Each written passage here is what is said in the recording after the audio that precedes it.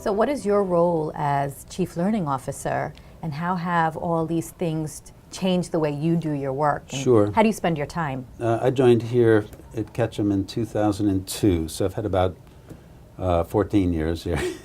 And when I joined, we were focused on making a truly professional learning function that we call Ketchum University. And we set up a lot of classrooms, we set up a development process to develop content, get it out there, get the audiences, make sure that they learned it, make sure that that was aligned with business needs, right?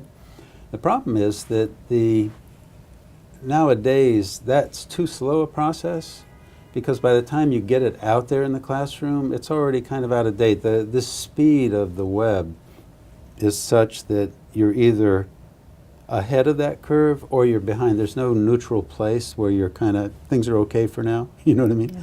And so how my role has evolved from 2002 to now is that now most of our learning is delivered live globally through web technology. We always use video. The human face is the most interesting thing in the world, so it's often a human face teaching and then content beside that, right? With a chat feature that allows the global audience to be interacting with that, challenging it, updating it, etc. Classroom's too slow. A second way that things have changed is we are currently teaching a program now that we call the Race to Make It Real.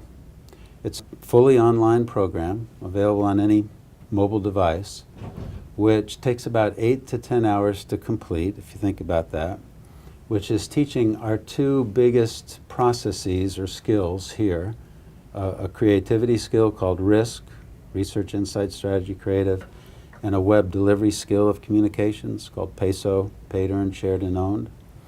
Those two processes we think are going to help our agency achieve its new business strategy, okay? What we're doing is we're putting all 2,000 of our client-facing people through this over a period of 6 months. Those 2,000 people are in teams of 30 people each that we've designed globally, so that you're always working with people from right around the world, and it's multi-level. So you might be a new intern, but the CEO might be in there as well. And our people love it. They are absolutely loving learning how to use these processes. And what they're doing is debating the strategy at the same time. But if you think about it, we used to do, let's once a year we'll have a strategic review and we'll go off-site and we'll think of the new strategy and we'll come back and then we'll cascade that down. Now what we're doing is we come up with that strategy, we put our best expertise we can in this program, and then we're having these teams through social interaction debate that, talk about how that works locally or doesn't, and they're rating each other's ideas. There's a leaderboard, you can see who's top, who's bottom, the teams compete. And what we do is we're doing about 300 people a month, 400 a month in teams. At the end of the month, we take the top 3 people in each team and we have a live session with our CEO that I moderate that goes through each of their ideas, and there's a conversation on how should the strategy be evolving to work globally. So you see the change there? So it's a lot more, learning has become a lot more collaborative rather than being pushed down necessarily. That's correct. As it was before. And you might say it's more horizontal. It gets everybody involved no matter your level or where you are in the world. And it's less, I know that I, the teacher, know and you, the student, need to learn.